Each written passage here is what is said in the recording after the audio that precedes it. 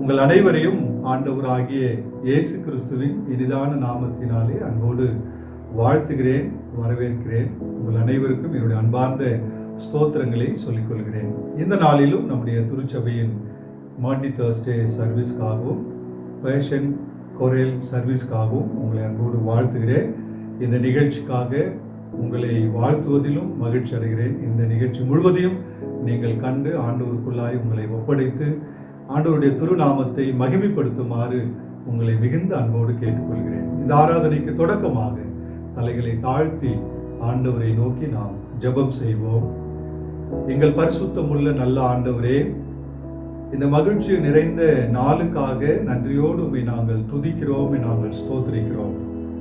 ஆண்டவரே, இந்த நாளிலும் நீர் மரணத்தை ஏற்றுக்கொள்வதற்கு முன்பதாக, சிலுவையிலே அறையப்படுவதற்கு முன்பதாக தம்மோடு இருந்த அடியவர்களோடு ஆண்டவரே ஒரு திருப்பந்தியை நீர் ஆயத்தப்படுத்தி அந்த விருந்தின் அடையாளத்தை ஆண்டவரே உடைய மரணத்தை நீர் நினைவு கூறும்படியாய் எங்களுடைய ஆவிக்குரிய வாழ்வுக்கென்று நீர் கொடுத்திருக்கிற ஒரு பெரிய அடையாளத்திற்காக உமக்கு நன்றி சொல்கிறோம். ஆண்டவர் தாமே இந்த ஆராதனையிலே உம்முடைய திரு சரீரத்தையும் உம்முடைய இரத்தத்தையும் உலக மக்களுக்காக நீர் பகிர்ந்தளித்தீர் என்ற அந்த உண்மையான நம்பிக்கையோடு, விசுவாசத்தோடு, அப்படிப்பட்ட புரிதலோடு ஆண்டவரே இந்த ஆராதனையிலே நாங்கள் முழுமையாய் பங்கெடுக்க நீர் கிருபை செய்யும்படியாக நான் ஜெபிக்கிறோம். சிறப்பாக ஆண்டவரே இந்த ஆராதனையிலே எங்களுடைய திருச்சபையின் பாடகர் குழுவினர் வழங்குகிற சிறப்பு பாடல் ஆராதனைக்காக உங்களுக்கு நன்றி சொல்கிறோம். இந்த ஆராதனை முழுவதையும் உம்முடைய திருக்கரங்களை ஒப்புக் கொடுக்கிறோம். ஆண்டவர் தாமே எங்களோடு நீர் தங்கி உம்முடைய திரு பிரசன்னத்தினாலே எங்களை நிரப்பும்படியாக நான் ஜெபிக்கிறோம். ஆண்டவரே, இந்த ஆராதனையிலே ஆன்லைன் மூலமாக பங்கெடுத்திருக்கிற அருமையான உடைய பிள்ளைகள் ஒவ்வொருவரையும் ஆண்டவருடைய கரங்களை ஒப்புக் கொடுக்கிறோம். அனைவரையும் ஆண்டவர் ஆசீர்வதியும். எல்லா நன்மைகளினாலும் கிருபைகளினாலும் நீர் முடிசூட்டும்படியாய் உம்முடைய திருக்கரங்களிலே ஒப்புக் கொடுக்கிறோம். ஆண்டவருடைய இரக்கமுள்ள கிருபைக்கும் பராமரிப்புக்கும் எங்கள் அனைவரையும் நாங்கள் ஒப்புக் கொடுக்கிறோம். தொடர்ந்து வழி நடத்தும். இயேசுவின் மூலம் ஜெபிக்கிறோம் நல்ல பிதாவே, ஆமென். தொடர்ந்து நாம் ஜெபிப்போம். பாவ அறிக்கைக்காக நம்மை ஒப்புக் கொடுப்போம். சகோதர சகோதரிகளே, நாம் இப்பொழுது கடவுளுடைய மகா பரிசுத்த வசனத்தை கேட்கவும் ஆண்டவருடைய சரீரத்தையும் இரத்தத்தை பெற்றுக்கொள்ளவும் இங்கே கூடி வந்திருக்கிறோம். உத்தம மனஸ்தாபத்தோடும் விசுவாசத்தோடும் அவரிடத்தில் கிட்டி சேர்வதற்காக கடவுளுடைய கிருபையை தேடி முழங்கால் படியிட்டோ அமர்ந்தவாறோ அமைதியாக நம்மை நாமே சோதித்து அறிவோமாக. உங்கள் பாவங்கள் நிமித்தம் முழு இருதயத்தோடே உண்மையாய் மனஸ்தாபப்பட்டு பிறரிடத்தில் அன்பும் சிநேகமாயிருந்து இனி கடவுளுடைய கற்பனைகளை கைக்கொண்டு புதிதாக்கப்பட்டவர்களாய் அவருடைய பரிசுத்த மார்க்கத்தில் நடப்போம் என்று தீர்மானித்திருக்கிற நாம் அனைவரும் நம்முடைய ஆண்டவர் இயேசு கிறிஸ்துவின் மூலமாய் சர்வ வல்லமுள்ள கடவுளோடு ஒப்புரவாகும்படி மறுபடியும் நம்முடைய பாவங்களை மனத்தாழ்மையாய் ஆண்டவருடைய சமூகத்திலே நாம் அறிக்கை செய்வோம். நாம் அனைவரும் இணைந்து நாம் சொல்லுவோம். பரமபிதாவே, உமக்கு விரோதமாகவும் எங்கள் அயலாருக்கு விரோதமாகவும் பாவம் செய்தோம் என்று அறிக்கையிடுகிறோம். ஒளியில் நடவாமல் இருளில் நடந்து வந்தோம். கிறிஸ்துவின் நாமத்தை சொல்லியும் தீமை விட்டு விலகவில்லை. எங்களுக்கு இறங்க வேண்டும் என்று உம்மிடம் மன்றாடுகிறோம். இயேசு கிறிஸ்து நிமித்தம் எங்கள் பாவங்கள் எல்லாவற்றையும் மன்னியும். உமது பரிசுத்த ஆவியினால் எங்களை சுத்திகரித்து எங்கள் மனசாட்சியை உயிர்ப்பித்தருளும். உம்முடைய பரிசுத்த நாமத்துக்கு மகிமை உண்டாகும்படி நாங்கள் இனி தேவ பக்தியும் நீதி உள்ளவர்களாய் நடந்து வர இயேசு கிறிஸ்து நிமித்தம் கிருபை செய்தருளும். ஆமேன். இயேசு கிறிஸ்துவின் மூலமாய் தம்மிடத்தில் உண்மையாய் மனம் திரும்புகிற யாவருக்கும் அருளப்படுகிற கிருபை நிறைந்த அருள் வாக்கை கேளுங்கள். வருத்தப்பட்டு பாரம் சுமக்கிறவர்களே, நீங்கள் எல்லாரும் என்னிடத்தில் வாருங்கள், நான் உங்களுக்கு இளைப்பாறுதல் தருவேன். தேவன் தம்முடைய ஒரே பேரான குமாரனை விசுவாசிக்கிறவன் எவனோ அவன் கெட்டு போகாமல் நித்திய ஜீவனை அடையும்படிக்கு அவரை தந்தருளி இவ்வளவாய் உலகத்தில் அன்பு கூர்ந்தார்.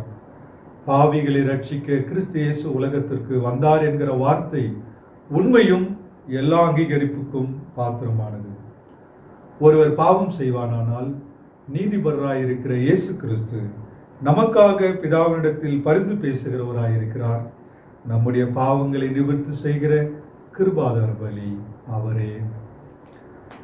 நம்முடைய பரமபிதாவாகிய சர்வ வல்லமுள்ள கடவுள் உத்தம மனஸ்தாபத்தோடும் உண்மையான விசுவாசத்தோடும் தம்மிடத்திற்கு மனம் திரும்பி தங்கள் சகோதர சகோதரியுடைய குற்றங்களை மன்னிக்கிற யாவருக்கும் பாவ மன்னிப்பு அருளி செய்வோம் என்று மிகுந்த இரக்கமாய் வாக்குத்தத்தம் செய்திருக்கிறார். அவர் நம்முடைய ஆண்டவர் இயேசு கிறிஸ்து நிமித்தம் உங்களுக்கு இறங்கி உங்கள் பாவங்கள் எல்லாவற்றையும் மன்னித்து அவைகள் என்று உங்களை விடுதலையாக்கி சகல நன்மையிலும் உங்களை உறுதிப்படுத்தி நிலைநிறுத்தி உங்களை நித்திய ஜீவக்கரையில் சேர்ப்பாராக. ஆமேன். தேவருக்கே ஸ்தோத்திரம் உண்டாவதாக. கர்த்தர் உங்களோடு இருப்பாராக, அவர் உமதாவியோடு இருப்பாராக. ஆமேன். அன்புக்குரியவர்களே, இப்போது நம்முடைய திருச்சபையின் பாடல் குழுவினர் வழங்குகின்ற சிறப்பு பாடல்களை நாம் கேட்டு ஆண்டவருடைய கரங்களில் நம்மை ஒப்படைப்போமாக. ஆமேன்.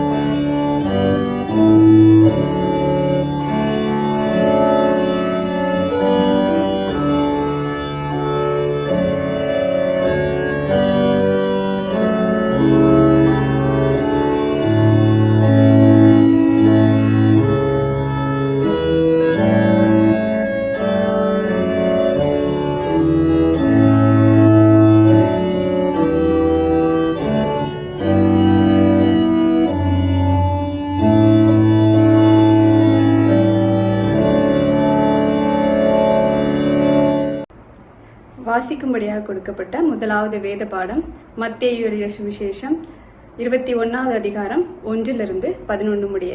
மத்தேயு 21:1-11 முடிய. அவர்கள் எருசலேமுக்கு சமீபமாய் சேர்ந்து ஒலிவமலைக்கு அருகான பெத்பகேவுக்கு வந்தபோது இயேசுவானவர் சீஷரில் 2 பேரை நோக்கி, உங்களுக்கு எதிரே இருக்கிற கிராமத்துக்கு போங்கள். போனவுடனே அங்கே ஒரு கழுதையையும் அதனோடு ஒரு குட்டியையும் கட்டியிருக்க காண்பீர்கள். அவைகளை அவிழ்த்து என்னிடத்தில் கொண்டு வாருங்கள். ஒருவன் உங்களுக்கு ஏதாகிலும் சொன்னால் இவைகள் ஆண்டவருக்கு வேண்டும் என்று சொல்லுங்கள். உடனே அவைகளை அனுப்பிவிடுவான் என்று சொல்லி அவர்களை அனுப்பினார். இதோ, உன் ராஜா சாந்த குணம் உள்ளவராய் கழுதையின் மேலும் கழுதை குட்டி ஆகிய மரியின் மேலும் ஏறிக்கொண்டு உன்னிடத்தில் வருகிறார் என்ற சீயோன் குமாரத்திக்கு சொல்லுங்கள் என்று தீர்க்கதரிசினால் உரைக்கப்பட்டது நிறைவேறும்படி இதெல்லாம் நடந்தது. சீஷர்கள் போய் இயேசு தங்களுக்கு கட்டளையிட்டபடியே செய்து கழுதையையும் குட்டியையும் கொண்டு வந்து அவைகள் மேல் தங்கள் வஸ்திரங்களை போட்டு அவரை ஏற்றினார்கள். திரளான ஜனங்கள் தங்கள் வஸ்திரங்களை வழியிலே விரித்தார்கள். வேறு சிலர் மரக்கிளைகளை தரித்து வழியிலே பரப்பினார்கள். முன்னடப்பாரும் பின்னடப்பாரும் ஆகிய திரளான ஜனங்கள், தாவீதின் குமாரனுக்கு ஓசன்னா, கர்த்தரின் நாமத்தினால் வருகிறவர் ஸ்தோத்தரிக்கப்பட்டவர், உன்னதத்திலே ஓசன்னா என்று சொல்லி ஆர்ப்பரித்தார்கள்.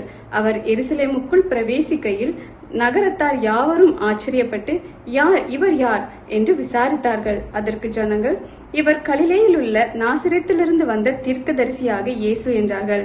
வேத பாடம் வாசித்து முடிந்தது. தேவனுக்கே மகிமை உண்டாவதாக.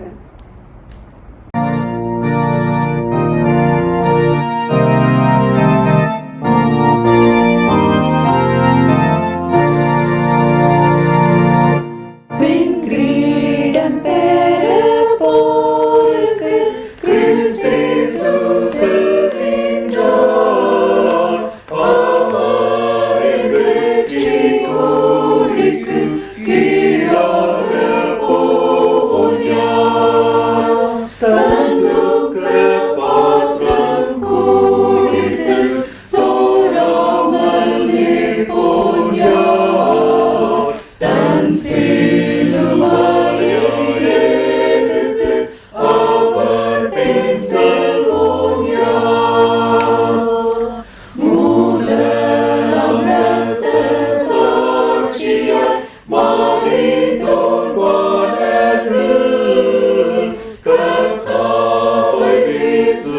வாசமாய் கண்ணோக்கி துன்பத்தில் கோமைஞர்க்காக வேண்டின சண்டாளரால் மாண்டார் பகைஞர்க்காக ஜெபிக்க யார் அவர் பின் செல்வார் தெய்வாவி வந்து தங்கின ஈராறு சீஷர்கள் மகத்துவமாய் விளங்கின நம்பிக்கையுள்ளவர்கள் தீதுன்பம் வாழை சாகித்தே சிங்கத்தால் வீருண்டார் மறிக்கவும் அஞ்சாமலே அவர் போல் செல்வோயார்.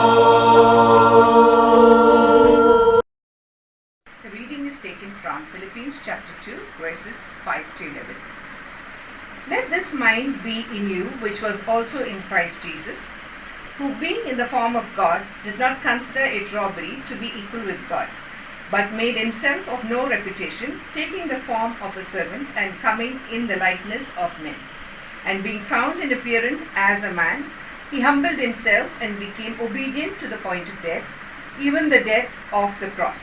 Therefore God also has highly exalted him and given him the name which is above every name, that at the name of Jesus every knee should bow, of those in heaven and of those on earth and of those under the earth, and that every tongue should confess that Jesus Christ is Lord, to the glory of God the Father.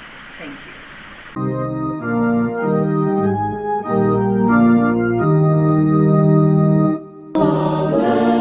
அவலாசப்பட்ட காயம் நோக்கி ஞானம் செய்வது ஜீவன் சுகங்கள் சகாயம் ஆறுதலும் உள்ளது.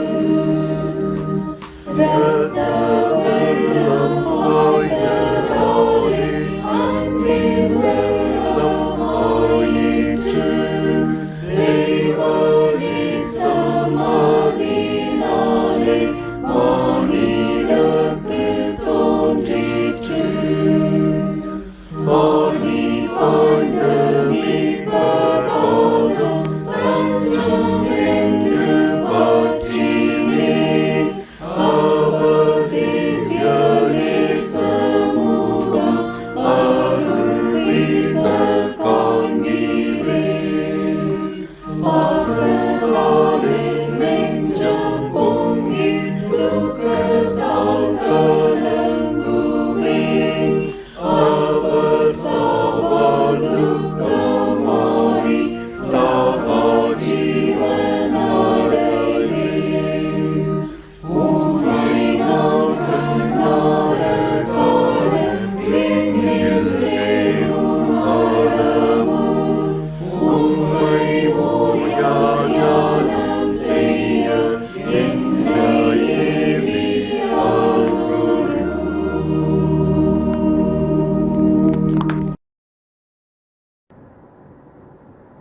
அன்பானவர்களே, Lent காலங்கள், இந்த லெந்து காலங்கள் என்பது ஆண்டவருடைய பாடுகளையும் மரணத்தையும் நினைவு கூறுவதற்காக கொடுக்கப்பட்ட ஒரு காலங்கள். லென்ட் என்கின்ற வார்த்தை ஒரு ஆங்கில வார்த்தை. லொந்து என்கிறதான சமஸ்கிருதம் அல்லது எபிரேய வார்த்தையிலிருந்து வந்த வார்த்தை தான் இந்த லென்ட் என்கின்ற வார்த்தையாகும். இதற்கு பொருள் என்னவென்றால் அருளின் காலம், இரக்கத்தின் காலம், மன்னிப்பின் காலம், கடவுளுடைய உடன்படிக்கையை புதுப்பிக்கும் காலம், புதியவைகளை பெற்றுக்கொள்கின்ற காலம். இந்த காலங்கள் கிறிஸ்துவ வாழ்விலே நமக்கு கொடுக்கப்பட்டிருக்கிற ஒரு முக்கியமான சிறப்பு தன்மை பெற்ற ஒரு காலங்கள். இந்த காலத்தை 40 நாட்கள் கிறிஸ்துவ வரலாற்றிலே, கிறிஸ்துவ சமயத்திலே, திருச்சபைகளிலே நம்முடைய ஆவிக்குரிய வாழ்வுக்கென்று நாம் அனுசரிக்கிறோம் என்பதை இந்த நாட்களிலே நாம் புரிந்து கொள்ள நாம் அழைக்கப்படுகிறோம். இந்த லெந்து காலங்கள் நமக்கு கொடுக்கின்ற அறைகூவல் சிந்தனை என்னவென்றால், இந்த லெந்து காலங்களுடைய மையம் என்னவென்றால், முதலாவதாக இது சுய வெறுப்பின் காலம். தன்னைத்தானே வெறுத்து ஆண்டவருக்கு முன்பதாக அர்ப்பணிப்பதற்கென்று கொடுக்கப்பட்ட ஒரு அருளின் காலம் என்பதை நாம் புரிந்து கொள்ள வேண்டும். இரண்டாவது காலம் இது உபவாசத்தின் காலம். இந்த லெந்து காலங்களை உபவாசம் என்ற ஒரு அடிப்படையிலே ஆண்டவரோடு நம்மை இணைத்து கொள்ளுகின்ற ஒரு காலம். உபவாசம் என்ற வார்த்தை ஒரு சமஸ்கிருத வார்த்தை. உப் என்றால் வாஷ் என்றால் இரண்டுக்கும் பொருள் கொடுக்கப்படுகிறது. உப் என்றால் அருகில், வாஷ் என்றால் ஆண்டவரோடு இணைக்கப்படுகின்ற ஒரு காலம் என்பதை நாம் புரிந்து கொள்ள நாம் அழைக்கப்படுகிறோம். மூன்றாவது, இந்த தபசு காலம் அல்லது லெந்து காலங்கள் நமக்கு கொடுக்கிற சிந்தனை இது மேன்மையின் காலம். ஆண்டவர் நமக்காக சிலுவையிலே அறையப்பட்ட போது அந்த இரத்தத்தின் மூலமாய் நாம் மீட்பு பெற்று ரட்சிக்கப்பட்டிருக்கிறோம் என்ற விசுவாச நம்பிக்கையிலே நமக்கு கிடைக்கின்ற ஒரு மேன்மையின் காலம் என்பதை நாம் புரிந்து கொள்ள அழைக்கப்படுகிறோம். இதைதான் திருச்சபையிலே 40 நாட்களாக நாம் சிந்திக்கிறோம். ஏதோ ஒரு 40 நாட்கள் மாத்திரமல்ல, வாழ்நாள் முழுவதும் நம்முடைய ஆண்டவர் நமக்காக இந்த உலகத்திலே வந்து பாடுபட்டு மரணத்தை ஏற்றுக்கொண்டாரே, அந்த நாளை நாம் நினைவு கூர்ந்து ஆண்டவருடைய கரங்களிலே நம்மை ஒப்பு கொடுப்போம். அர்த்தமுள்ள உண்மையான லெந்து காலங்களை நாம் அனுசரித்து ஆண்டவருக்குள்ளாய் வாழ அழைக்கப்படுகிறோம். ஆண்டவர் நம்மை ஆசீர்வதிப்பாராக. வாசிக்கும்படியாக கொடுக்கப்பட்டுள்ள 3வது வேத பாடப்பகுதி யோவான் 13வது அதிகாரம் 3வது வசனம் முதல் 15வது வசனம் வரை. யோவான் 13வது அதிகாரம் 3வது வசனம் முதல். தம்முடைய கையில் பிதா எல்லாவற்றையும் ஒப்புக் கொடுத்தார் என்பதையும், தாம் தேவனிடத்திலிருந்து வந்ததையும் தேவனிடத்திற்கு போகிறதையும் இயேசு அறிந்து, போஜனத்தை விட்டெழுந்து வஸ்திரங்களை கழற்றி வைத்து ஒரு சீலையை எடுத்து அறையிலே கட்டிக்கொண்டு, பின்பு பாத்திரத்தில் தண்ணீர் வார்த்து சீஷருடைய கால்களை கழுவவும் தாம் கட்டிக்கொண்டிருந்த சீலையினால் துடைக்கவும் தொடங்கினார். அவர் சீமோன் பேதுருவினிடத்தில் வந்தபோது அவன் அவரை நோக்கி, ஆண்டவரே, நீர் என் கால்களை கழுவலாமா என்றான்.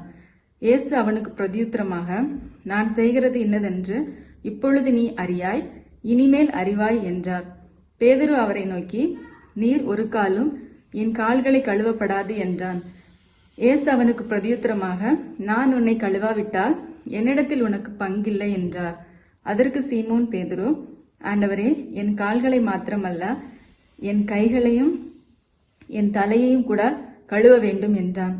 இயேசு அவனை நோக்கி, முழுகினவன் தன் கால்களை மாத்திரம் கழுவ வேண்டியதாயிருக்கும், மற்றபடி அவன் முழுவதும் சுத்தமாயிருக்கிறான். நீங்களும் சுத்தமாயிருக்கிறீர்கள், ஆகிலும் எல்லோரும் அல்ல என்றான். தம்மை காட்டிக் கொடுக்கிறவனை அவர் அறிந்திருந்தபடியினால் நீங்கள் எல்லோரும் சுத்தமுள்ளவர்கள் அல்ல என்றார். அவர்களுடைய கால்களை அவர் கழுவின பின்பு தம்முடைய வஸ்திரங்களை தரித்து கொண்டு திரும்ப உட்கார்ந்து அவர்களை நோக்கி, நான் உங்களுக்கு செய்ததை அறிந்திருக்கிறீர்களா? நீங்கள் என்னை போதகர் என்றும் ஆண்டவர் என்றும் சொல்கிறீர்கள்.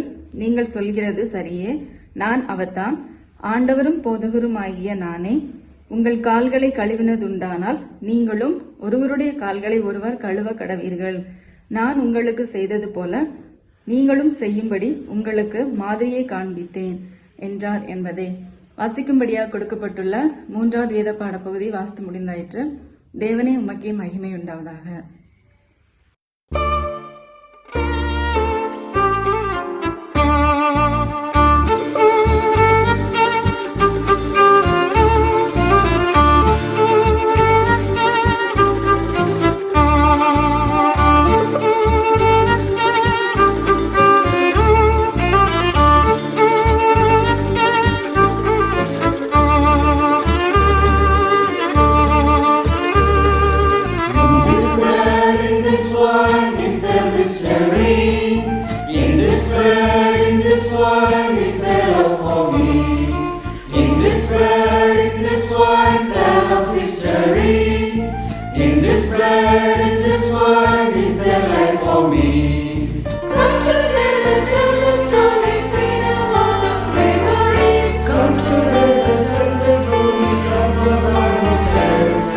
Come and join in jubilee.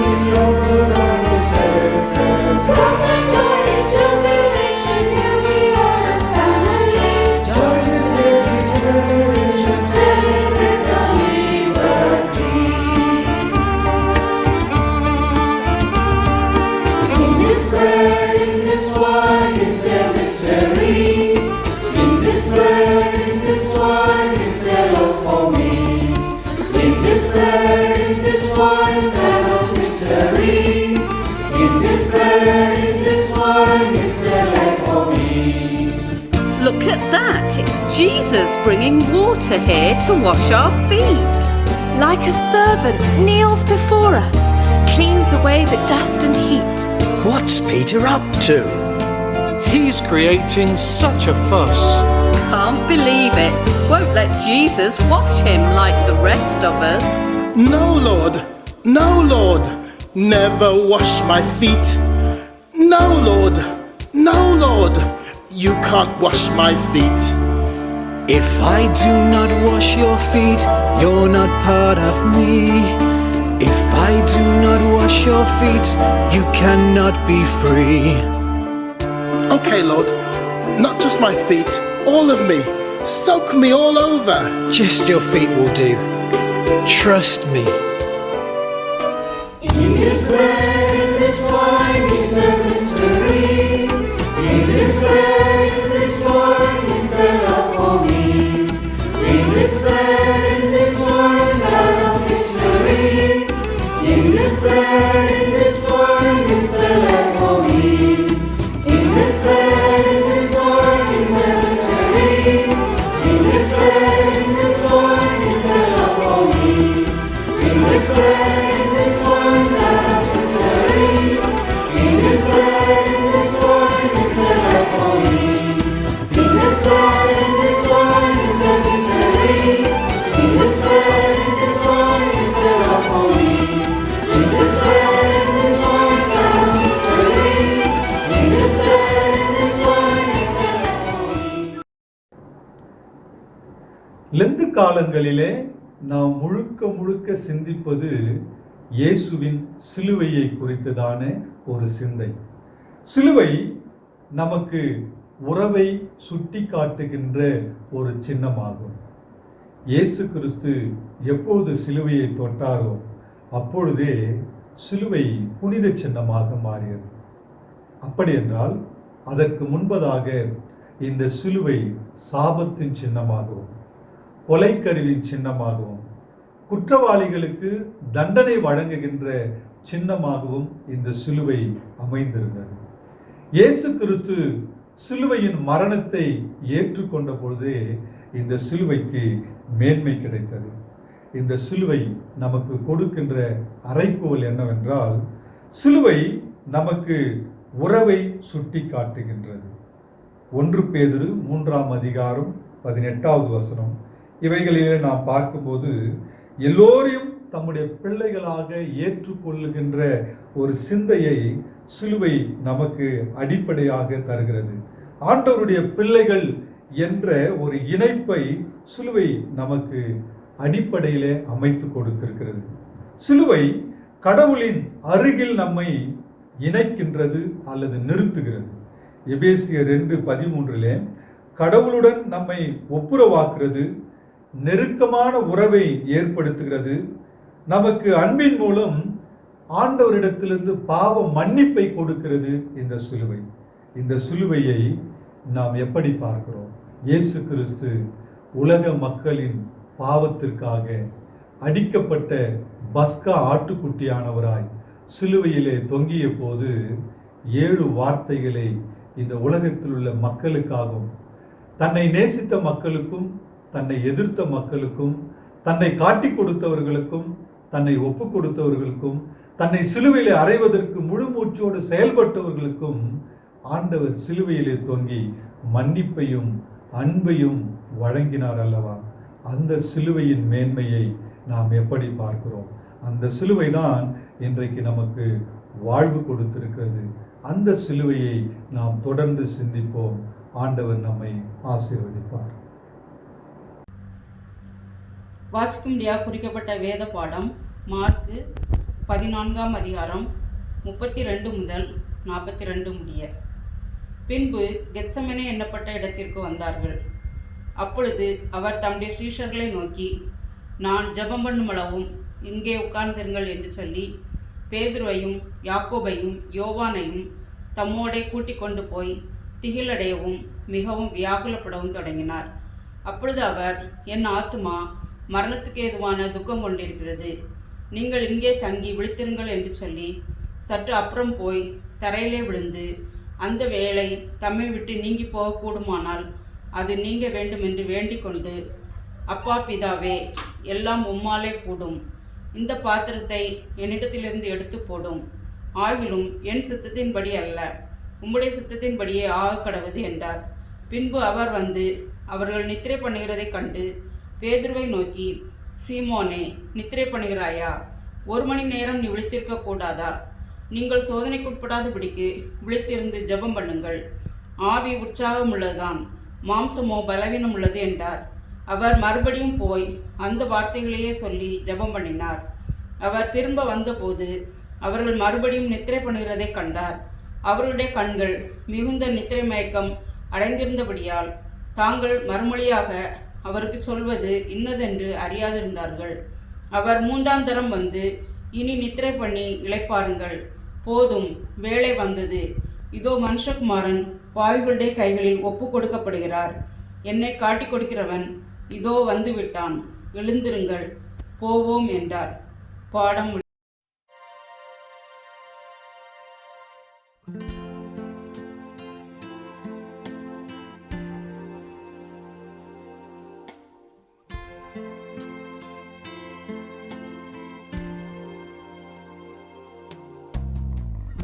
Although you let him down, covered in shame, head and hands, you cannot bear to see the Lord you follow close, and all you do or say, although you turn away, He looks on you with love that will not change.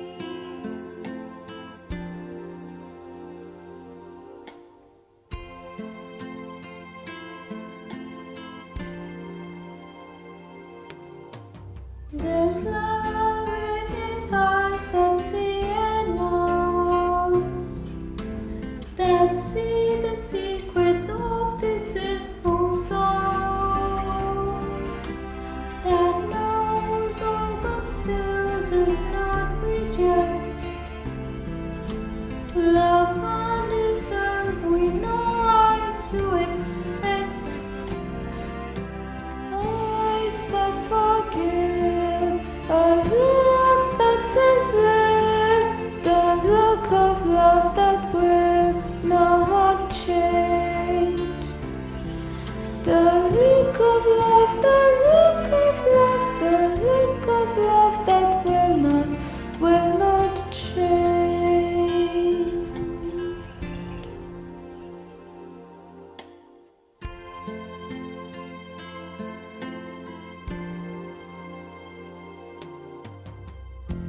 Although your words won't come, lips that betrayed, silent now, you cannot bear to greet the Lord you followed close, and all you do or say, although you turn away, He looks on you with love that will not change.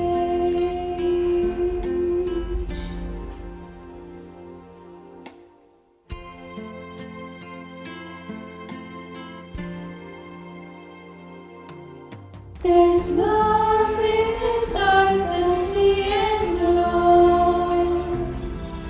that see the secrets of this sinful soul, that knows all but still does not reject.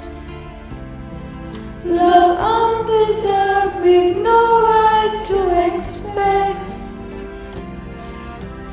Eyes that forgive, a look that says live, the look of love that will not change. The look of love, the look of love, the look of love that will not change.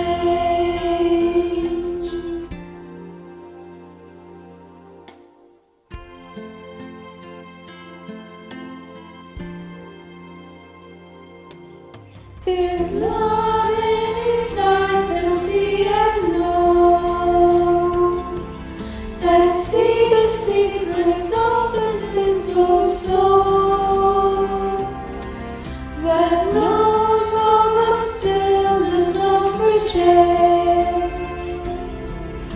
love undeserved with no right to expect. I stand forgive, a look that says live, the look of love that will not change. The look of love, the look of love, the look of love that will not change.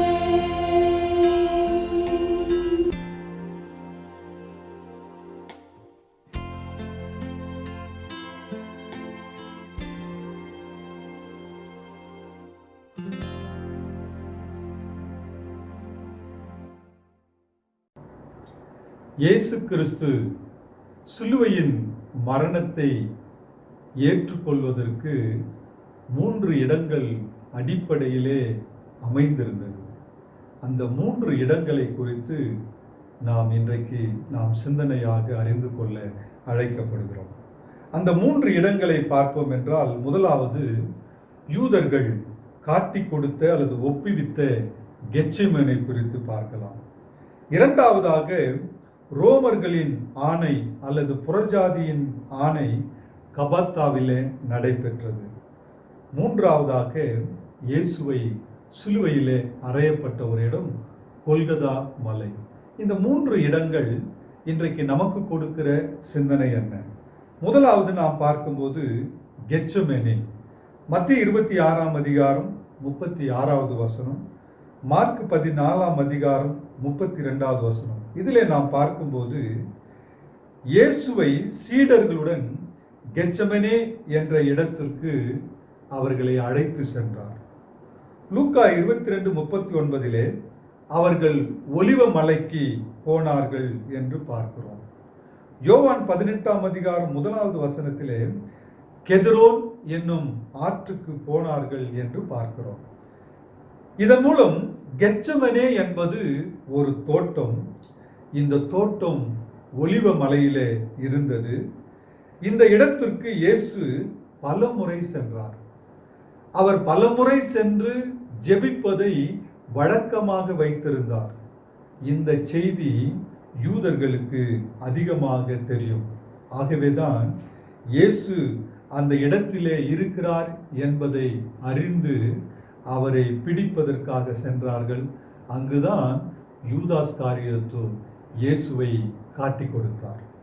இந்த இடத்தில் நடைபெற்ற நிகழ்ச்சி என்னவென்றால், இயேசு கிறிஸ்து ஜெபிப்பதற்காக தன்னுடன் சீடர்களுடன் செல்கிறார். இந்த இடத்தில் யூதாஸ் காட்டிக் கொடுக்கிறார். இவர் காட்டிக் கொடுப்பதற்கு பின்னணியாக இருந்தவர்கள் யூதர்கள் என்பதை பார்க்க முடிகிறது. இந்த இடத்திலிருந்து நாம் கற்றுக்கொள்ள வேண்டியது என்னவென்றால், காட்டி கொடுத்தவனை சிநேகிதன் என்று அழைக்கிறார் என்று பார்க்கிறோம். இதுதான் இயேசுவின் தன்மையின் வெளிப்பாடாகும். இரண்டாவதாக கபத்தா என்கின்ற ஒரு இடம். இங்குதான் இயேசுவை புறஜாதிகளிடத்திலே ஒப்புவித்தார்கள். அதாவது ரோம அரசாங்கத்தினிடத்திலே இயேசுவை கொலை செய்வதற்காக ஒப்பு கொடுக்கிறார்கள். இந்த கபத்தா என்பது நியாய தீர்ப்பு வழங்குகின்ற இடமாகும். இந்த இடத்தில்தான் நியாய தீர்ப்பு கொடுப்பார்கள். இந்த இடம் எங்கே இருக்கிறது என்றால், அண்ணா வீட்டிலிருந்து காய்பா வீட்டிற்கு செல்லுகின்ற ஒரு இடமாகும். காய்பா அண்ணாவின் மருமகன் ஆவார். அண்ணா என்பவர் பிரதான ஆசாரியர் ஆவார். காய்பா தற்சமயம் பிரதான ஆசாரியராக இருக்கிறார். அவர் ஆலோசனை சங்கத்திற்கு முன்பதாக அவரை ஒரு குற்றவாளியாக இயேசுவை நிறுத்துகிறார்கள். இந்த இடம் நமக்கு கற்றுக் கொடுக்கின்ற காரியம் என்னவென்றால், உபத்திரவங்கள் மத்தியிலும் அமைதியாய் இயேசு கிறிஸ்து இருந்தார். அமைதி என்பது இயேசுவின் மீது குற்றங்களை சுமத்திய போதும் அவர் மிகுந்த அமைதியோடு அவர் அங்கே நின்றார் என்பதுதான் இந்த இடம் நமக்கு கற்றுக் கொடுக்கிற ஒரு அனுபவமாகும். மூன்றாவதாக சிலுவையிலே அறையப்பட்ட ஒரு இடம், அது கொல்கதா. மத்திய 27ஆம் அதிகாரம் 33வது வசனம், யோவான் 19ஆம் அதிகாரம் 17ஆம் வசனம். கபாலஸ்தலம் என்று சொல்லப்படுகின்ற ஒரு இடம்தான் இந்த கொல்கதா மலை. இந்த மலையின் பொருள் 2 கண் ஒரு மூக்கு இருப்பது போன்ற ஒரு தோற்றம் இருக்கும். இதற்கு கபாலஸ்தலம், கபாலம் போன்ற ஒரு தோற்றத்தை கொண்டிருப்பதால் இந்த கொல்கதா மலைக்கு கபாலஸ்தலம் என்றும் ஒரு பெயரை சொல்லுவார்கள். மரித்தவர்களின் கபாலங்கள், தலைகள் சிதறி கிடக்கின்ற ஒரு இடமாக இருப்பதினாலே இதற்கு கபாலஸ்தலம் என்றும் சொல்லுவார்கள் என்பது இன்னொரு உண்மை செய்தியாகவும் நாம் புரிந்து கொள்ள அழைக்கப்படுகிறோம். கொல்கதா என்ற வார்த்தை அரேமிய வார்த்தை, லத்தீன் மொழியிலே கால்வரிஸ் என்ற வார்த்தை பயன்படுத்தப்படுகிறது. அதைதான் ஆங்கிலத்திலும் தமிழிலும் கல்வாரி அல்லது கால்வரி என்று நாம் அழைக்கின்றோம். இந்த இடம் நமக்கு கற்றுக் கொடுக்கிற காரியம் என்னவென்றால், இயேசு சிலுவையிலே அறையப்பட்டார். சிலுவையிலே அறையப்பட்ட போது 7 வார்த்தைகளை அவர் இந்த உலகத்திற்கு சொன்னார். 3 வார்த்தைகள் மற்றவர்களுக்காகவும் 4 வார்த்தைகள் தனக்காகவும் சொன்னார் என்பதை பார்க்கிறோம். பிரச்சனைகள் மத்தியிலும் அடுத்தவர்களுக்காக ஜெபிக்கின்ற ஒரு பெரிய பங்களிப்பை இயேசுவானவர் நமக்கு சிலுவையின் வழியாக கொல்கதா மலையிலே தொங்கிக் கொண்டிருக்கிற இயேசு கற்றுக் கொடுத்திருக்கிறார் என்பதை நாம் புரிந்து கொள்ள அழைக்கப்படுகிறோம். ஆகவே இயேசுவின் மரணத்துக்கு முன்பதாக 3 இடங்களிலும் இயேசுவின் தன்மையை வெளிப்படுத்துவதை நாம் புரிந்து கொள்ள அழைக்கப்படுகிறோம். அப்படிப்பட்ட சிந்தையோடு இந்த தபசு காலங்களை நாம் அனுசரிப்போம். ஆண்டவர் நமக்கு துணை செய்வாராக. ஆமென். Today's reading is taken from the book of Luke, chapter 22, verses 54 to 62.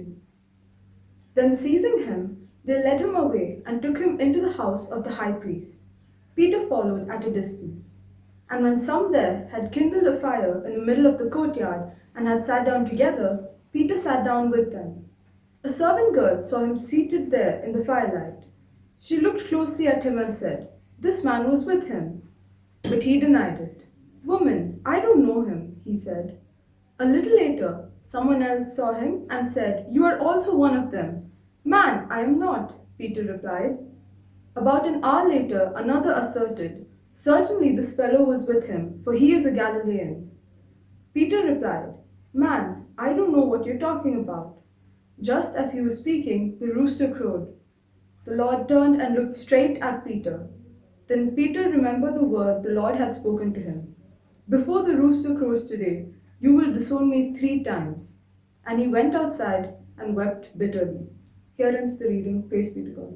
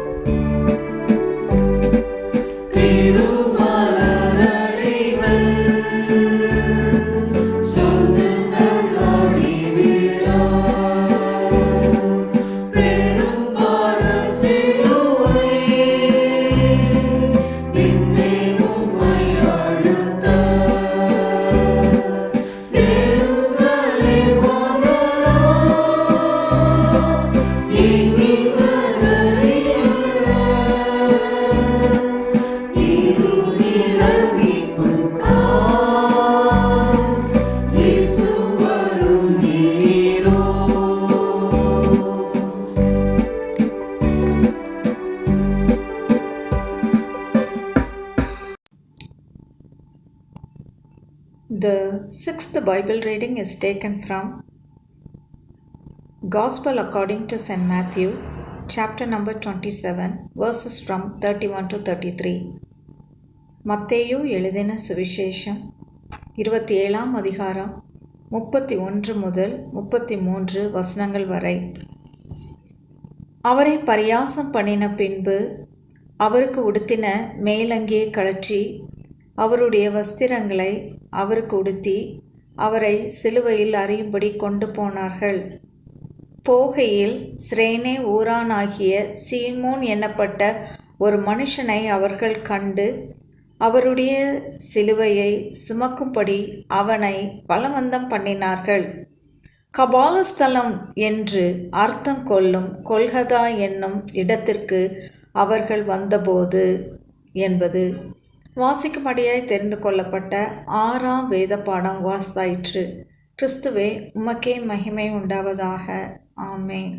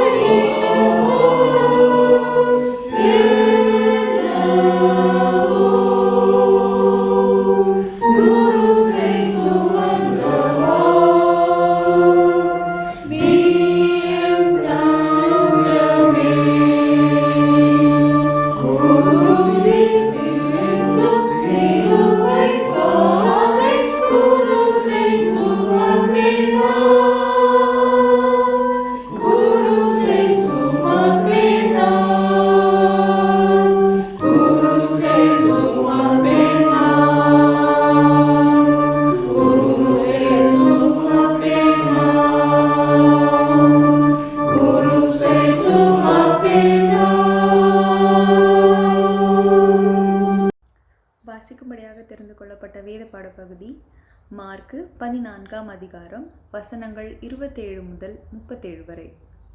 Mark 14ஆம் அதிகாரம் வசனங்கள் 27 முதல். அப்பொழுது இயேசு அவர்களை நோக்கி, மேய்ப்பனை வெட்டுவேன், ஆடுகள் சிதறடிக்கப்படும் என்று எழுதியிருக்கிறபடி இந்த ராத்திரியிலே நீங்கள் எல்லாரும் என் நிமித்தம் இடறல் அடைவீர்கள். ஆகிலும் நான் உயிர்த்தெழுந்த பின்பு உங்களுக்கு முன்னே கலிலேயாவுக்கு போவேன் என்றார். அதற்கு பேதுரு, உமது நிமித்தம் எல்லாரும் இடரல் அடைந்தாலும் நான் இடரல் அடையேன் என்றான். இயேசு அவனை நோக்கி, இன்றைக்கு இந்த ராத்திரியிலே சேவல் 2 தரம் கூவுகிறதற்கு முன்னே நீ 3 தரம் என்னை மறுதலிப்பாய் என்று மெய்யாகவே உனக்கு சொல்லுகிறேன் என்றார். அதற்கு அவன், நான் உம்மோடே மரிக்க வேண்டியதாயிருந்தாலும் உம்மை மறுதலிக்க மாட்டேன் என்று உறுதியாய் சொன்னான். எல்லாரும் அப்படியே சொன்னார்கள். பின்பு கெத்செமனே என்னப்பட்ட இடத்திற்கு வந்தார்கள்.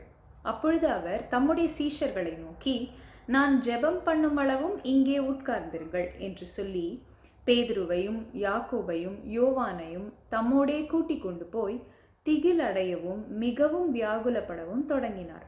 அப்பொழுது அவர், என் ஆத்துமா மரணத்துக்கு ஏதுவான துக்கம் கொண்டிருக்கிறது, நீங்கள் இங்கே தங்கி விழித்திருங்கள் என்று சொல்லி சற்று அப்புறம் போய் தரையிலே விழுந்து, அந்த வேளை தம்மை விட்டு நீங்கி போக கூடுமானால் அது நீங்க வேண்டும் என்று வேண்டிக் கொண்டு, அப்பா பிதாவே, எல்லாம் உம்மாலே கூடும், இந்த பாத்திரத்தை என்னிடத்திலிருந்து எடுத்து போடும், ஆகிலும் என் சித்தத்தின்படியல்ல உம்முடைய சித்தத்தின்படியே ஆக கடவது என்றார். பின்பு அவர் வந்து அவர்கள் நித்திரை பண்ணுகிறதை கண்டு பேதுருவை நோக்கி, சீமோனே, நித்திரை பண்ணுகிறாயா? 1 மணி நேரம் நீ விழித்திருக்க கூடாதா? வாசிக்கும்படியாக தெரிந்து கொள்ளப்பட்ட வேத பாட பகுதி வாசித்து முடிந்தாயிற்று. கிறிஸ்துவே உமக்கே மகிமை உண்டாவதாக. ஆமேன்.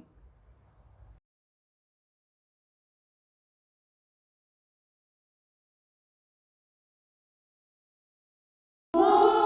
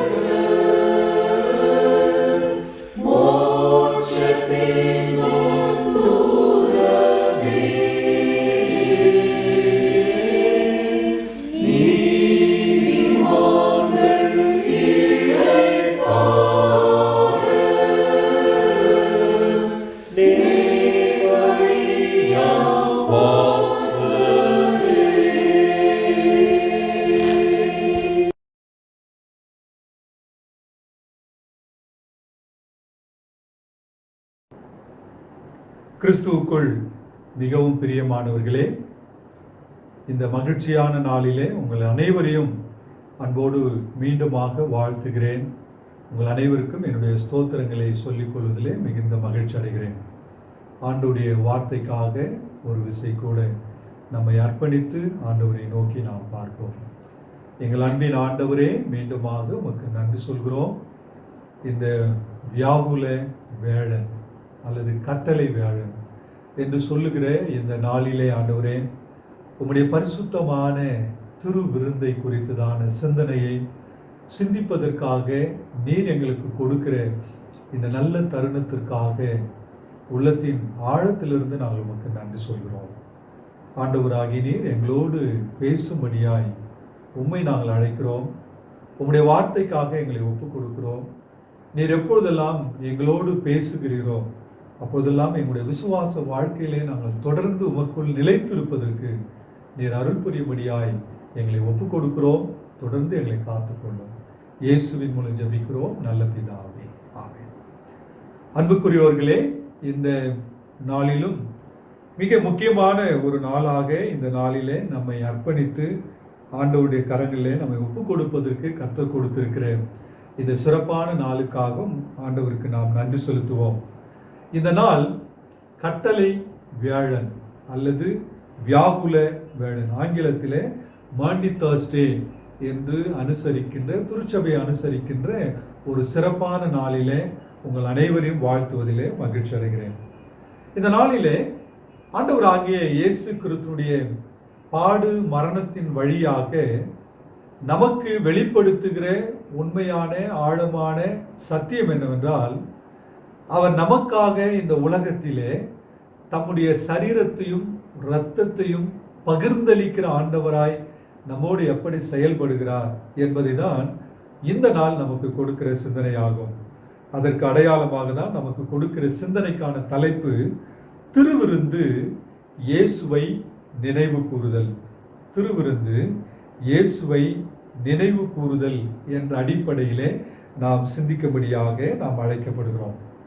நம்முடைய தென்னிந்திய திருச்சபை, சர்ச் ஆஃப் சவுத் இந்தியா, நமக்கு கொடுக்கின்ற மிக முக்கியமான 2 சாக்கிரமந்துகள். ஒன்று திருமுழுக்கு என்கின்ற ஞானஸ்தானம், இன்னொன்று திருவிருந்து.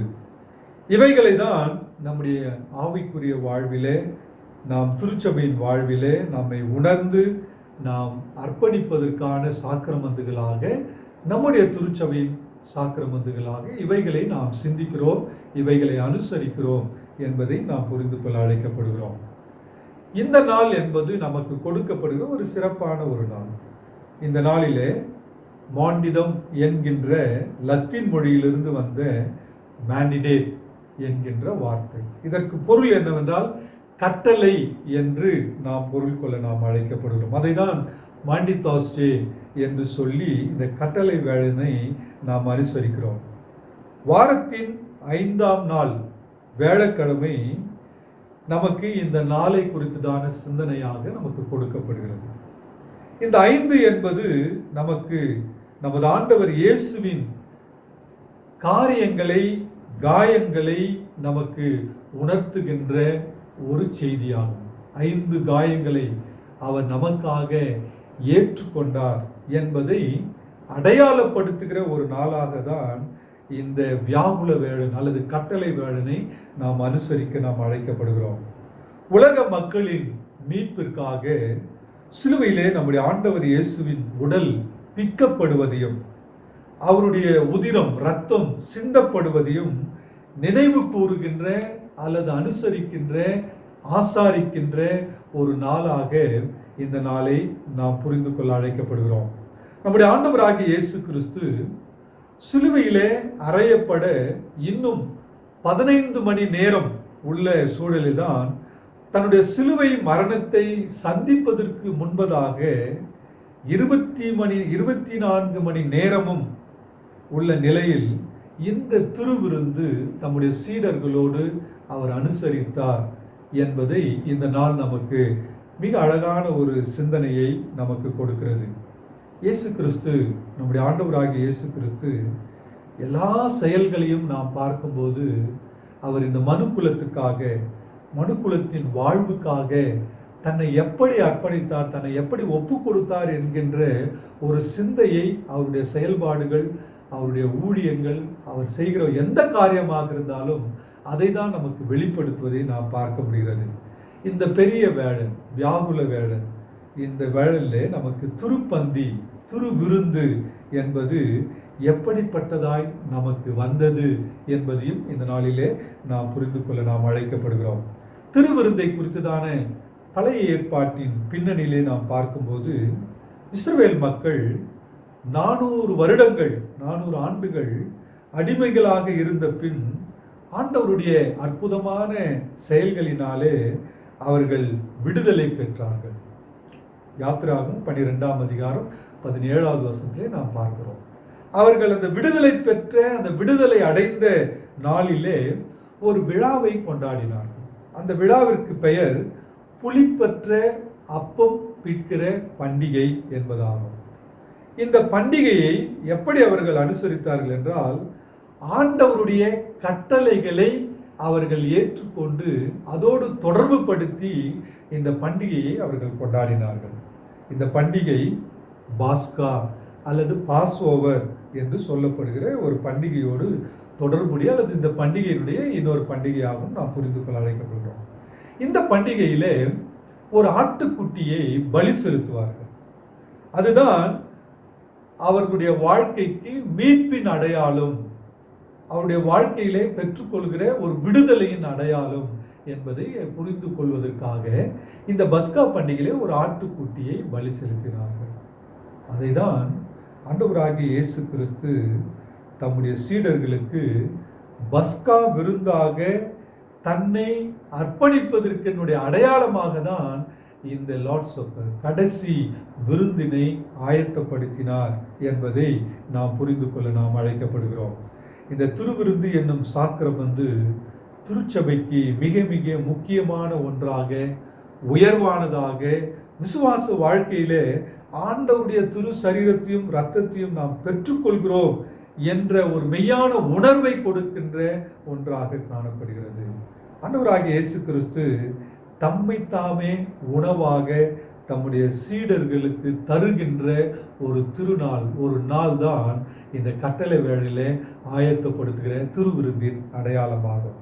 இந்த திருவிருந்து ஆண்டவரோடு இணைக்கின்ற, ஆண்டவருடைய மரணத்தையும் ஆண்டவருடைய உயிர்த்தெழுதலையும் அவருடைய பாடுகளையும் நினைவு கூறுகிற ஒரு அடையாளமாக நமக்கு கொடுத்திருக்கிறது என்பதை புரிந்து கொள்ள நாம் அழைக்கப்படுகிறோம். 3-4 சிந்தனைகளை மிக சுருக்கமாக சொல்லி நான் முடிக்க நான் விரும்புகிறேன். முதலாவது, திருவிருந்தை எடுப்பதற்கு நாம் ஆயத்தப்பட வேண்டும். திருவிருந்து நாம் எடுக்க வேண்டும் என்றால் அதற்கு ஒரு ஆயத்தம் தேவை. இயேசுவானவர் அதை ஒரு முன்மாதிரியாக செய்திருக்கிறார். மார்க்கு 14ஆம் அதிகாரம் 13 16 வரை நாம் படித்து பார்ப்போம் என்றால், இந்த திருவிருந்து செய்வதற்காக ஆண்டவர் மேற்கொண்ட ஒரு ஆயத்தங்களை நாம் பார்க்கிறோம். இயேசுவானவர் ஏற்கனவே ஒரு மேல் வீட்டறையை ஆயத்தப்படுத்துகிறார். அந்த வீட்டினுடைய உரிமையாளரிடம் பேசி பஸ்காவினுடைய ஆசாரிப்பிற்காக அந்த வீட்டை ஆயத்தப்படுத்துகிறார். எந்த இடையூறும் இல்லாமல் அதை செய்ய வேண்டும் என்ற நோக்கத்தோடு ஒரு பெரிய ஆயத்தத்தை அவர் செய்கிறார். இரண்டாவது காரியம், இந்த ஆயத்தத்திலே பார்க்கும்போது பொதுவாக அன்றைய காலகட்டத்திலே பெண்கள் தான் தண்ணீர் குடம் சுமந்து வருவார்கள். ஆனால் இங்கே ஆண்டவர் தன்னுடைய விருந்திற்கென்று ஒரு ஆண்மகன் ஒருவர் தண்ணீர் குடம் சுமந்து வருவதை ஒரு அடையாளமாக குறிப்பிடுகிறார். ஆகவே இந்த திருவிருந்து அல்லது இந்த திருப்பந்தி, இந்த கடைசி விருந்தை இயேசு கிறிஸ்து அதை செய்யும் போது ஒரு பெரிய ஆயத்தத்தோடு அவர் செய்கிறதை நாம் பார்க்கிறோம். ஆகவே இந்த திருவிருந்திலே பங்கு பெற வேண்டும் என்றால் ஜெபத்தோடு, பயத்தோடு, விசுவாசத்தோடு, ஆயத்தத்தோடு நாம் இதிலே பங்கு பெற வேண்டும். ஏனென்றால் ஆண்டவருடைய மரணத்தை நினைவு கூறுகின்ற ஒரு விருந்தாகும். இது உங்களுக்காக பிக்கப்படுகிற என்னுடைய சரீரம், இது உங்களுக்காக சிந்தப்படுகிற என்னுடைய ரத்தம், என்னை நினைவு கூறும்படி இதை செய்யுங்கள் என்று சொல்லியிருக்கிறார். ஆகவே ஆண்டவருடைய மரணத்தை நினைவு கூறுவதற்காக பங்கு பெறுகிற இந்த விருந்திற்கு நம்முடைய வாழ்க்கையிலே ஆயத்தம் மிக மிக அவசியம் என்பதை இயேசு கிறிஸ்து இந்த விருந்தின் போது செய்த ஆயத்தத்தின் மூலமாக நாம் புரிந்து கொள்ள நாம் அழைக்கப்படுகிறோம். இரண்டாவதாக, திருவிருந்து நம்மை நாமே ஆராய்ந்து பார்ப்பதற்கான ஒரு அடையாளம்.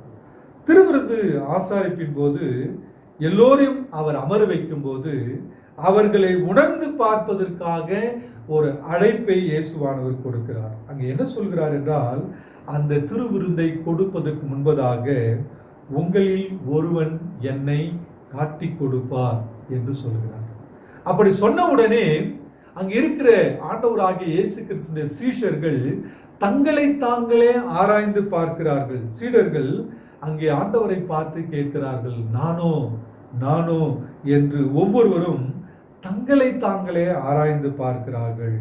தங்களை அறியாத சீடர்களை இயேசு நன்கு அறிந்து வைத்திருக்கிறார். யூதாசை தெளிவாக சுட்டி காட்டினார். யூதாஸ் அப்பொழுது கூட தன்னைத்தானே ஆராய்ந்து பார்த்து ஆண்டவருக்கு கொடுக்க போகிற தண்டனை என்ன என்பதை அறிந்தும் அவரை காட்டி கொடுக்கிறவராய் செயல்படுகிறார் என்பதை பார்க்கிறோம். ஆக திருவிருந்து என்பது நம்மை நாமே ஆராய்ந்து பார்த்து அர்ப்பணிக்க அழைக்கப்படுகிறோம். நான் யார்? நான் எப்படிப்பட்டவர்? என்னுடைய வாழ்க்கை எப்படி இருக்கிறது? ஆண்டவருடன் நான் வைத்திருக்கிற உறவு என்ன? ஆண்டவருக்கும் எனக்கும் உள்ள தொடர்பு என்ன? அவருடைய மரணத்தை நினைவு கூறும்போது நான் எப்படிப்பட்டவனாய் இருக்கிறோம் என்பதை ஆராய்ந்து பார்த்து அவர் சொல்லுகிறார், என்னை நினைவு கூறுங்கள். ஆகவே அவரை நினைவு கூறும்போது நம்மை நாமே ஆராய்ந்து பார்க்க நாம் அழைக்கப்படுகிறோம். மூன்றாவதாக, இந்த திருவிருந்து நமக்கு கொடுக்கிற அடையாளம், இது ஆண்டவரின் பரிசு, காட்ஸ் கிஃப்ட். எப்படி ஆண்டவருடைய பரிசு என்றால், மார்க் 14ஆம் அதிகாரம் 22வது வசனத்திலே, இதை வாங்கி புசியுங்கள், இதை வாங்கி பருகுங்கள் என்று சொல்லுகிறார்.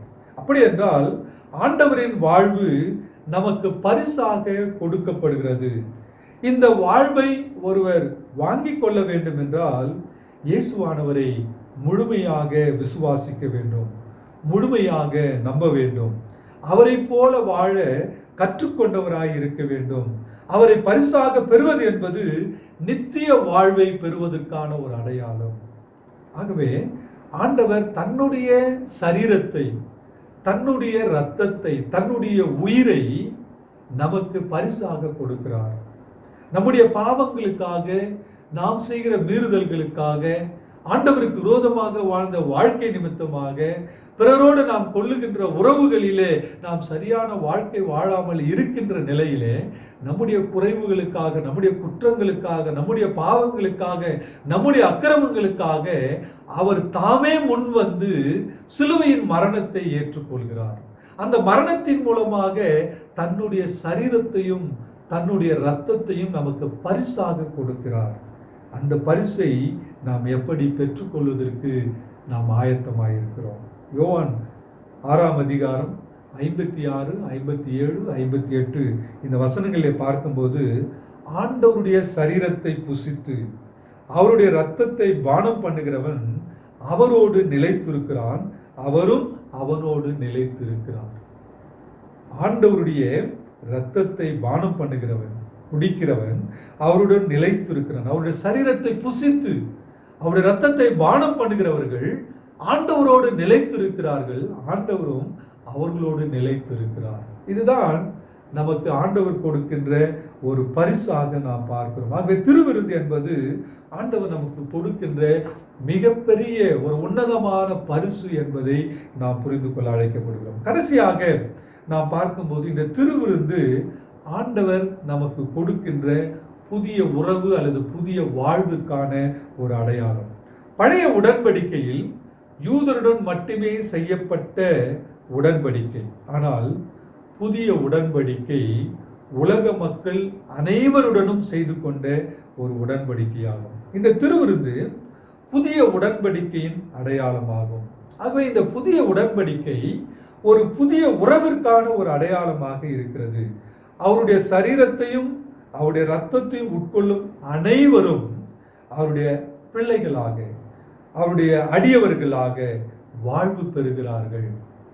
இது ஒரு உன்னதமான ஒரு உறவு, உன்னதமான ஒரு வாழ்வு என்பதை நாம் புரிந்து கொள்ள அழைக்கப்படுகிறோம். 1 யோவான் 2ஆம் அதிகாரம் 2வது வசனத்திலே நாம் பார்க்கும்போது, நம்முடைய பாவங்களை நிவர்த்தி செய்கிற கிருபாதார பலி அவரே, நம்முடைய பாவங்களை மாத்திரமல்ல சர்வலோகத்தின் பாவங்களை நிவர்த்தி செய்கிற பலியாய் இருக்கிறார்.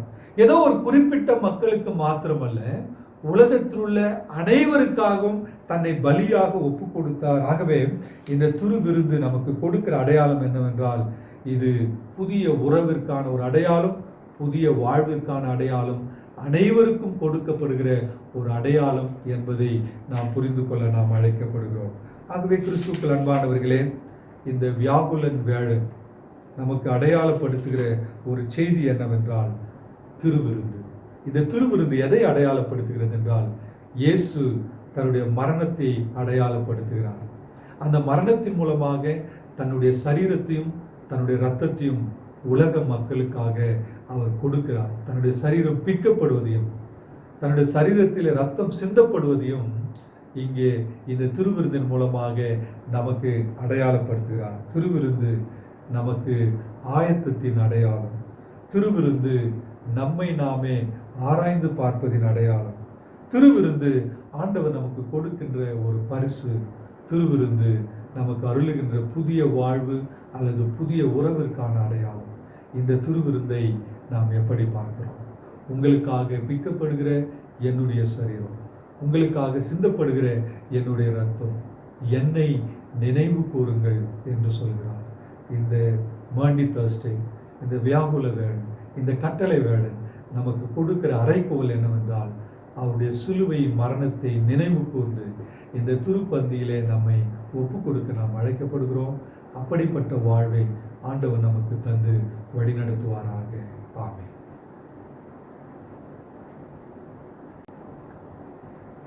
கிறிஸ்துவுக்குள் மிகவும் பிரியமானவர்களே, உங்கள் அனைவருக்கும் மீண்டுமாக என்னுடைய வாழ்த்துக்களையும் ஸ்தோத்திரங்களையும் நன்றிகளையும் நான் தெரிவித்துக் கொள்கிறேன். சிறப்பாக இந்த மாண்டி தர்ஸ்டே, வியாகுல வேளன் அல்லது கட்டளை வேளன் என்று சொல்லுகிற இந்த நாளிலும் நாம் இந்த சிறப்பான ஆராதனையை இந்த காணொலியின் மூலமாய் வழங்குவதற்காக ஆண்டவருக்கு நாம் நன்றி செலுத்துவோம். உங்கள் அனைவரையும் வாழ்த்துகிறேன். கர்த்தர் உங்களை ஆசீர்வதிப்பாராக. சிறப்பாக நம்முடைய திருச்சபையின் பாடகர் குழுவினர் மிக சிறப்பான முறையிலே நமக்கு பாடல்களை வழங்கினார்கள். ஆகவே அவர்கள் ஒவ்வொருவருக்கும் ஆண்டவருடைய திருப்பெயரினாலே என்னுடைய வாழ்த்துக்களையும் நன்றிகளையும் பாராட்டுகளையும் தெரிவித்துக் கொள்கிறேன். இந்த பாடல் ஆராதனைக்கு நமக்கு மிக சிறப்பான முறையிலே எப்போதும் நமக்கு உதவி செய்து வருகிற திரு கோயில்தாஸ் அண்ணன் அவர்களுக்கும், அவர்களோடு இருக்கின்ற அருமையான பாடகர் குழுவினுடைய பொறுப்பாளர்கள், பாடகர் குழுவை சார்ந்த அருமை சகோதர சகோதரிகள் அனைவருக்கும் ஆண்டவருடைய திருப்பெயரினாலே பாராட்டுகளையும் வாழ்த்துக்களையும் தெரிவித்துக் கொள்கிறேன். கர்த்தர் தம்முடைய பிள்ளைகளை நிறைவாய் ஆசீர்வதிப்பாராக. உங்கள் அனைவருக்கும் மீண்டுமாக என்னுடைய வாழ்த்துக்களையும் நன்றிகளை தெரிவித்துக் கொள்கிறேன். ஆண்டவர் நம் ஒவ்வொருவரையும் நிறைவாய் ஆசீர்வதித்து வழி நடத்துவாராக. ஜெபம் செய்வோம். எங்கள் அன்பும் இரக்கமுள்ள நல்ல ஆண்டவரே, இந்த மகிழ்ச்சியான நாளுக்காக நன்றியோடு உம்மை நாங்கள் துதிக்கிறோம், நாங்கள் ஸ்தோத்திரிக்கிறோம். ஆண்டவரே, நீர் கொடுத்த இந்த சிறப்பான ஆராதனைக்காக ஆண்டவரே உமக்கு நாங்கள் நன்றி சொல்கிறோம். அன்றைக்கு மரணத்தை ஏற்றுக்கொள்வதற்கு முன்பதாக தம்முடைய அடியவர்களாகிய சீஷர்களோடு ஆண்டவரே ஒரு திருப்பந்தியை நீர் ஆயத்தப்படுத்தினீர். அந்த திருப்பந்தியிலே உம்முடைய திரு சரீரத்தையும் உடைய இரத்தத்தையும் ஆண்டவர் அடையாளமாக நீர் எங்களோடு பகிர்ந்து கொள்வதின் ஆண்டவரே செய்தியை நாங்கள் புரிந்து கொண்டோம். உங்களுக்காக பிக்கப்படுகிற என்னுடைய சரீரம், உங்களுக்காக சிந்தப்படுகிற என்னுடைய இரத்தம், என்னை நினைவு கூறும்படி இதை செய்யுங்கள் என்று சொல்லி ஆண்டவரே நீர் எங்களுக்கு கற்றுக் கொடுத்து எங்களுக்கு முன்மாதிரியாய் வைத்திருக்கிற இந்த திருவிருந்தை அடையாளப்படுத்துகிற ஒரு நாளாக இந்த நாளை நாங்கள் அனுசரிப்பதற்கு ஆண்டவர் எங்களுக்கு கொடுத்த மகா பெரிய கிருபைக்காக நன்றி சொல்கிறோம். எங்களையே நாங்கள் ஆராய்ந்து பார்க்கவும் ஆண்டவரே நீர் எங்களுக்கு கொடுக்கின்ற இந்த வாழ்விலே பரிசை நாங்கள் முழுமையாய் பெற்றுக்கொள்ளவும், நீர் கொடுக்கின்ற ஒரு புதிய வாழ்வை புதிய உறவை நாங்கள் ஏற்றுக்கொள்ளவும் நீர் எங்களுக்கு அருள் புரியும்படியாக நான் ஜெபிக்கிறோம். இந்த ஆராதனையிலே பங்கெடுத்த ஒவ்வொருவரையும் உடைய கரங்கள் ஒப்புக் கொடுக்கிறோம். நீர் எங்களுக்கு தந்த அருமையான திருச்சபைக்காக, எங்களுடைய திருச்சபையில் ஒவ்வொரு குடும்பங்களுக்காக உமக்கு நாங்கள் நன்றி சொல்கிறோம். ஆண்டவரே, இந்த நாளிலும் இந்த ஆராதனையின் மூலமாக ஆண்டவரே உம்முடைய நாமத்தை மகிமைப்படுத்துவதற்கு நீர் கொடுத்த மகாபெரிய ஸ்லாக்கியத்திற்காக ஆண்டவரே உமக்கு நன்றி சொல்கிறோம். ஒருவேளை ஆண்டவரே, இன்றைக்கு இருக்கிற இந்த காலகட்டத்தில் இப்படியாக இந்த ஆராதனையிலே நாங்கள் பங்கு பெற்றாலும் கர்த்தர் எங்களோடு இருக்கிறீர், எங்களை வழிநடத்துகிறீர். உம்முடைய மரணத்தை ஆண்டவரே, உம்முடைய உயிர்த்தெழுதல் மீது நாங்கள் நம்பிக்கையுடைய விசுவாசிகளாய் நாங்கள் தொடர்ந்து வாழ்வதற்கு நீர் கிருபை பாராட்டும்படியாக நாங்கள் ஜெபிக்கிறோம். எங்களுடைய திருச்சபை, எங்களுடைய திருச்சபையின் பொறுப்பாளர்கள், மூப்பர்கள், ஐக்கிய சங்கங்கள், ஆண்டவரே பாடகர் குழுவினர் ஒவ்வொருவருக்காக நாங்கள் நன்றி சொல்கிறோம். சிறப்பாக ஆண்டவரே, இன்றைக்கு ஆண்டவரே எங்களுடைய இந்த ஆராதனையிலே எங்களுடைய திருச்சபையின் பாடல் குழுவினர் வழங்கின இந்த சிறப்பு பாடல் ஆராதனைக்காக நன்றி சொல்கிறோம். இந்த நிகழ்ச்சியை எங்களுக்கு ஒருங்கிணைத்த அருமையான நம்முடைய பிள்ளைகளுக்காக நன்றி சொல்கிறோம். ஒவ்வொருவரையும் கர்த்தர் ஆசீர்வதியும். இதற்கு பின்னணியாக இருந்தவர்கள், இதை ஒளிபரப்பு செய்கிறவர்கள், ஆண்டவரே இதற்கு ஜெபித்தவர்கள், ஆண்டவரே இதில் முழுமையாய் தங்களை இணைத்து கொண்டவர்கள் அனைவரையும் உடைய கரங்களை ஒப்புக் கொடுக்கிறோம். கர்த்தர் ஒவ்வொருவரையும் நிறைவாய், பூரணமாய், மகிமையாய் நீர் ஆசீர்வதிக்கும்படியாக உம்முடைய திருக்கரங்களை ஒப்புக் கொடுக்கிறோம். இந்த நாள் உம்முடைய திரு சரீரத்தையும் உம்முடைய ரத்தத்தையும் ஆண்டவரே நினைவு கூறுகிற ஒரு நாளாக ஆண்டவர் எங்களுக்கு தந்திருக்கிறீர். இந்த நாளிலே மீண்டும் எங்களை ஒப்புக் கொடுக்கவும், மீண்டும் எங்களை அர்ப்பணிக்கவும் நீர் கொடுத்திருக்கிற மகாபிரிய ஸ்லாக்கியத்திற்காக நன்றி சொல்கிறோம். எங்களை தாழ்த்துகிறோம், தொடர்ந்து வழி நடத்தும். இயேசுவின் மூலம் ஜெபிக்கிறோம் நல்ல பிதாவே, ஆமென். இந்த ஆராதனின் நிறைவாக நாம் அனைவரும் சேர்ந்து பலிபீடத்தில் என்னை பரனே அடைக்கிறேன் இந்த வேலை என்ற பாடலில் ஒரு கவியை நாம் பாடுவோம்.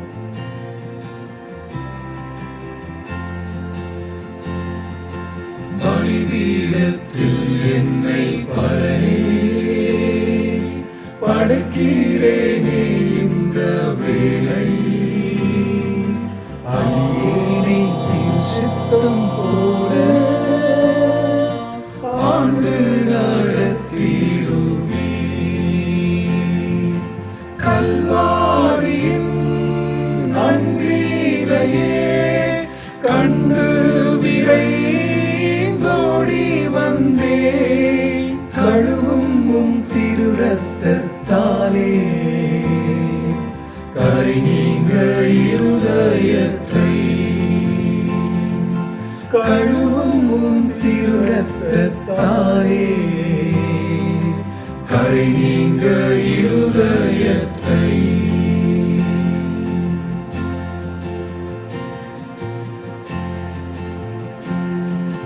நீரன்றி என்னாலே பாரு ஏதும் நான் செய்திட இயலே, சேர்ப்பீரே வழுவாது என்னை காத்துமக்காய் நிறுத்தி. கல்வாரியின் அன்பினையே கண்டு விரைந்தோடி வந்தேன், கழுவும் உம் திரு ரத்தத்தாலே கரை நீங்க இருதயத்தை, கழுவும் உம் திரு ரத்தத்தாலே கரை நீங்க இருதயத்தை.